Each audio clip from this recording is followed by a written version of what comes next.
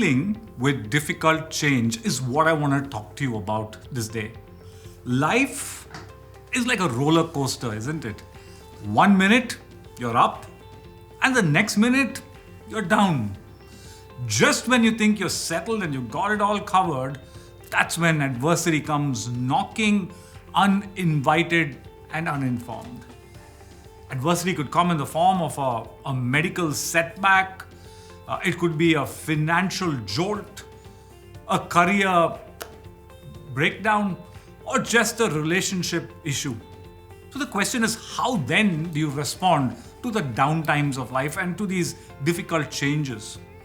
Number one, you accept the reality. When you read about the biography of Joseph in the Bible, you find that he engages himself with the tasks and the duty assigned to him in the place where he finds himself as a slave, instead of brooding or avoiding the reality of the situation. Accepting the reality instead of dwelling on the what could have been and the should have been is a prerequisite to move forward and to not be buried by disappointment.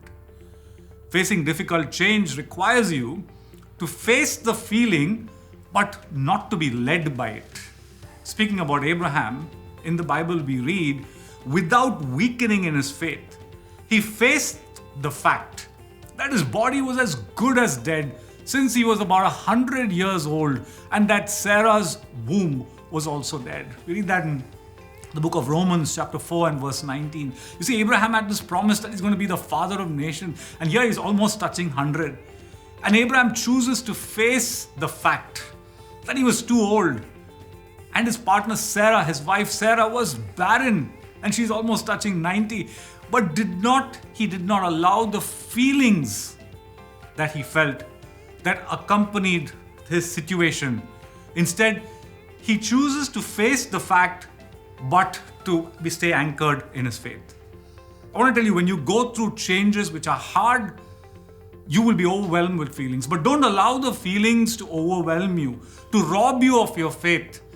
You got to remember that God is still in control. So don't be feeling driven, but choose to be conviction led that those situations may be awry, but God is still in control. The third thing you do when you're facing difficult changes in life is don't find someone to blame. Reading about Job in the Bible and his situation, he got advice from his wife. Job's wife advised her husband to blame. And guess what? Blame God. You see, the reality is when things go wrong, we look for someone or something to blame. And this includes blaming God as well. But when you go back to Joseph's situation, and when he finds himself, in a foreign land as a slave, as a prisoner, and then he's just been elevated, you look at Joseph's response to his brothers when he, tells his brothers who he is. Joseph's response to his brother was amazing. He doesn't blame anybody. Instead, he makes this remarkable statement saying, hey, what was meant for evil, God meant it for good. Blaming won't solve the problem. In fact, it will create more problems. Lastly, I want to tell you about forward-looking and not looking backward. When you're facing a difficult situation, when you're facing a change, you got to look forward. The Bible instructs us in Isaiah chapter 43 verse 18 and 19. God speaks to us there and he says, forget the former things. Do not dwell on the past. See, I am doing a new thing. It now springs up. Do you not perceive it? I'm making a way in the wilderness and streams in the wasteland.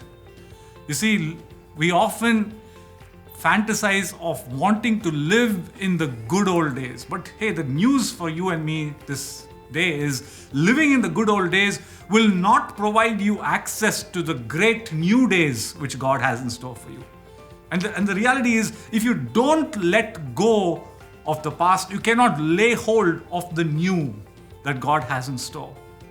And we read about in the Bible about a time for everything. And might I add, there's a time for everything. A time to stay and a time to move on. So I don't know where you are in life right now, Maybe what adversity has come barging into your territory, right?